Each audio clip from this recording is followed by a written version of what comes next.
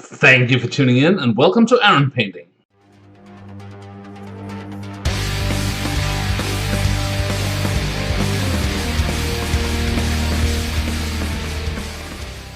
So, it's been a long time since I last made a review, and I didn't actually plan on reviewing anything till the Dunkeldorf Kickstarter, but then this Friday a new game was released that we on the internet hadn't heard anything about before it was suddenly there.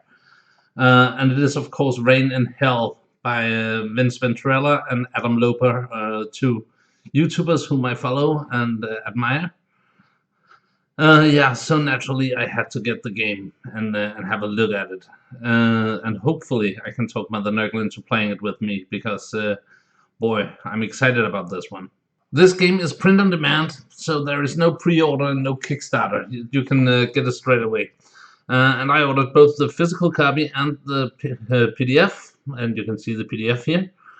And it's the same price to get the physical copy with the PDF as just getting the physical copy, so that's very nice of them. And it's affordable too, $15 for both the PDF and the book, $10 if you just want the PDF.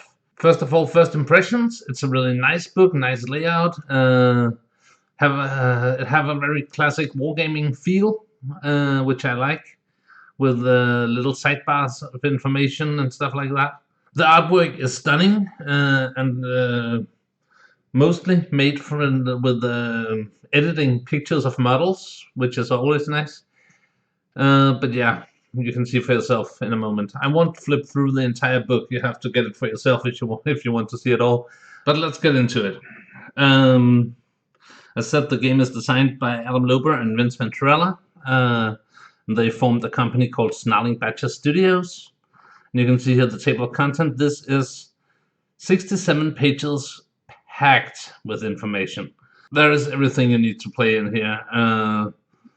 From basic rules, stats, scenarios, all the stuff.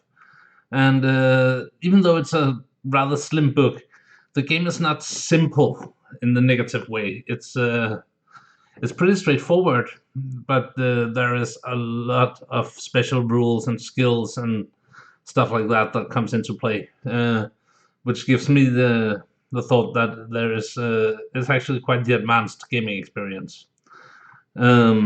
Which is not bad at all. But before we get into to the rules and such, let's talk a bit about the story behind Rain in Hell, the game. I'm not going to read it out loud, but I can tell you pretty much what the idea and the salt of it is.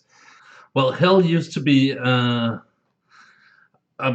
huge, vast kingdom or kingdoms where demons lived and had a strict hierarchy and traded in souls. And they got these souls by going to the human world and tricking humans to come with them through the Hellgate, and they could then, harvest their souls.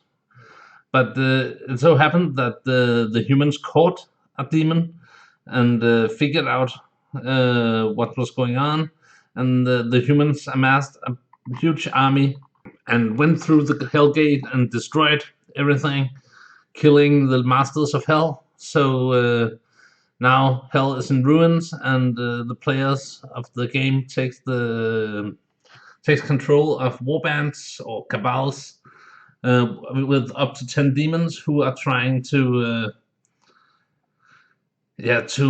either destroy Hell completely or rebuild it, or many other things in between that. There are different philosophies that your cabal can follow. We'll get into those in a moment. The game is miniature agnostic, meaning that there is no line of minis for it. You can use whatever you want. I plan to use my my warman from Frostgrave, which is Sarah, the Goblin Queen, and her horde of little goblins or imps or whatever it will be in this setting, because I've used Pathfinder goblins and converted them a lot, and they have quite a demonic feel to them. And Sarah, my Goblin Queen, has glowing eyes and could very well be a demon too. Mother Nurgle will most likely use her Demons of Nurgle. So yeah, you can use whatever you have, and if we really get into the game, I'll probably make warbands or cabals specifically for them. But yeah, what do you need to play? Obviously the miniatures, and then there's the playing area of 22 by 30 inches, which is the kill team or warcry size table. And that's pretty clever, I think, because a lot of people have those gaming mats and can simply just pick out one. We have lots of kill team game mats or game boards, as it were. Then you need a bit of terrain. We have plenty, so that's a nice thing. But yeah, you can, as there is no shooting in this game, you can get around using a lot of terrain pretty easily. I mean, the terrain has some special rules at the end of the book, but all in all, terrain is mainly there, as I see it, to make the game look nice. Then you need dice, and this is the first speed bump for me, because you need a number of d12s equal to the number of demons in your cabal. I have some d12s, but I don't have 14 to 20 d12s. I also need d6s. I have plenty of those, but I have to order dice to get gaming and wait for those to arrive too. And I kind of wish they had used d10s or d20s because I have plenty of those. But yeah, it is what it is. If you don't have any models, I'd suggest getting the Frostgrave Demons box. That's 20 demons. That's enough for 2 warbands.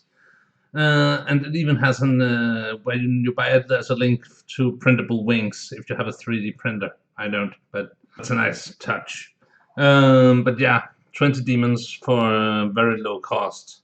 Otherwise, I would go with Reaper Bones. There is a ton of interesting demons in the Reaper Bones range. But yeah, that's what you need to play. Let's skip ahead a bit. While I won't get into the rules in too much detail, I will pause and talk a bit about how you roll for initiative. Because this is quite interesting, and this is where those d12s comes into play. You roll a number of d12s equal to the number of demons you currently control, and then arrange them in order.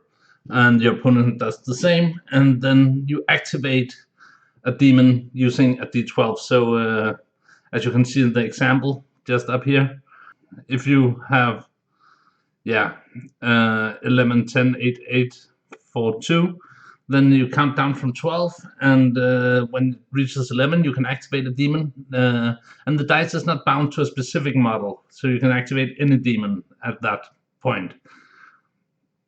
And that's pretty clever, I think, because it allows you to mix up the you go, I go-ness, which is the bane of many games. And it keeps things fluent and keeps you on your toes, and I need to activate this guy and stuff like that. So yeah, rolling for initiative is it's quite an interesting mechanic. But as said, I won't get too much into the rules.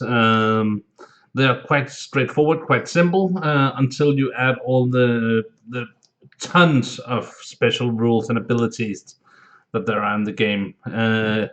Everything basically has a special ability and will gain more as they advance in levels. Anyhow, building your cabal, as said, is the name of the warbands in this system.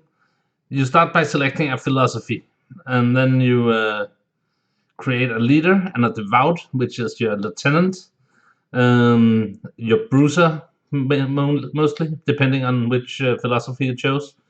But it's a stronger demon than the minion demons, which is what you then shop for. And the devout and the leader are free, so you don't have to worry about spending currency on those. The currency being souls, which is also what you harvest during the games. But yeah, you can see here there are 6 philosophies. The Lords of Hell, which is, I think, my favorite. Fighting to restore Hell's glory and the old ways. They look quite strong straight off the bat, but don't be fooled. When you get into the special abilities and such, all the 6 philosophies really have some strengths. Um, and then there are the Earthbound, who want to leave Hell and go to Earth where the souls are. Seems pretty clever. The Demented, who just want to embrace the madness of it all. The Brokers, who are trading and dealing in the currency of souls, as it says right here. The Judges, who use and abuse the rules, also break the rules for their own benefit, and the Empty, who just want to see everything destroyed and unmade because Hell has fallen, and now it's just time to take out the trash and call it a day.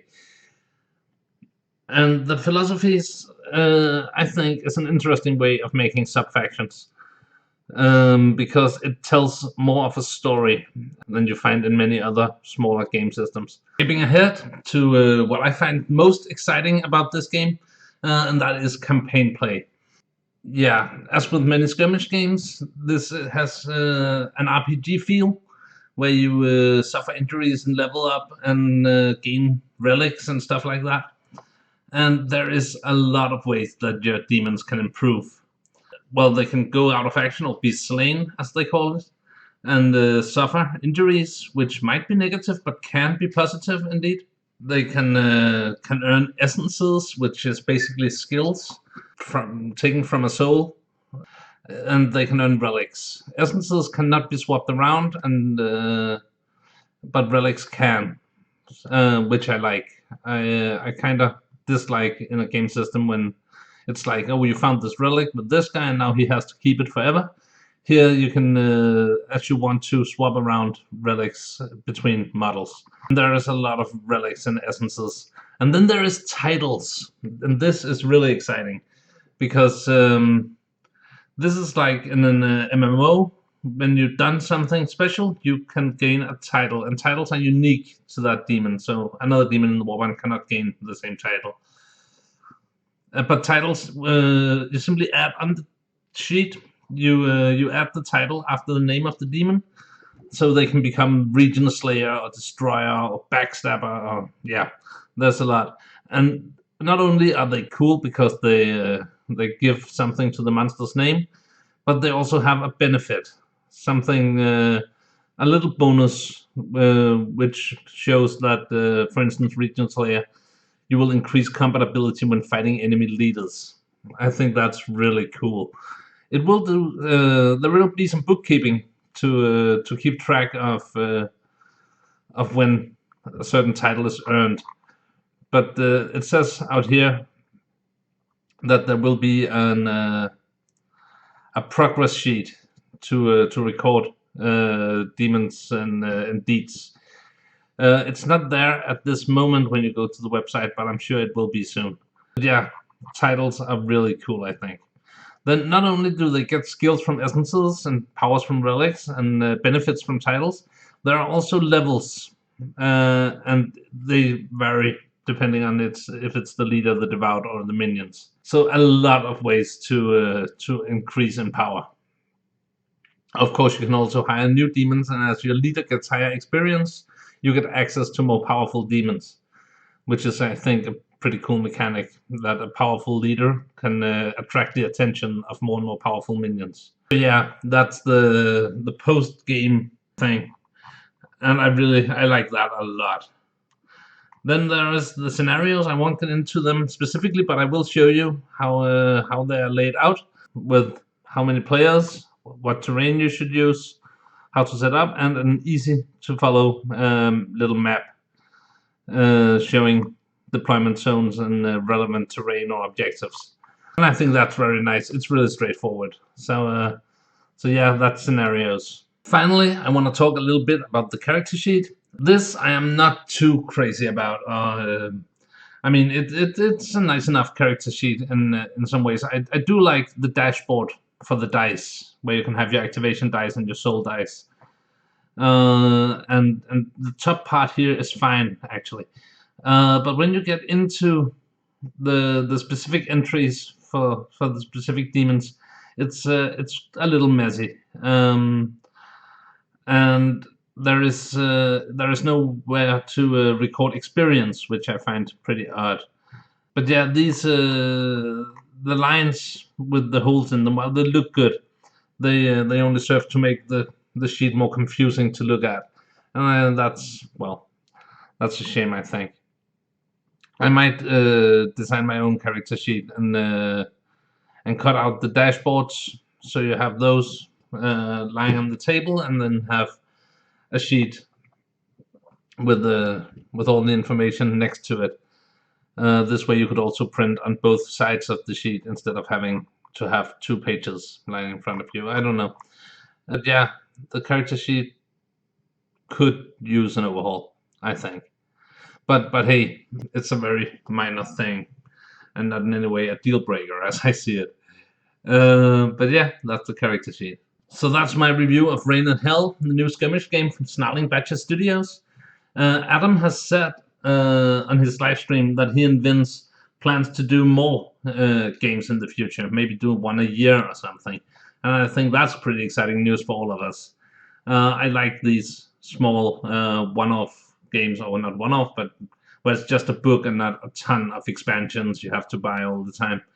But just a short little book that gives you the rules for a game. And I really hope I can get somebody to play it with me. That would be really nice. I think the game is really interesting. Let me know below what you think. Have you gotten the game? Do you plan to get the game? If you don't plan to get the game, why? If you plan to get the game, why? Yeah, you know the drill. Comment below. Let's have a talk. And till next time, take care and bye bye.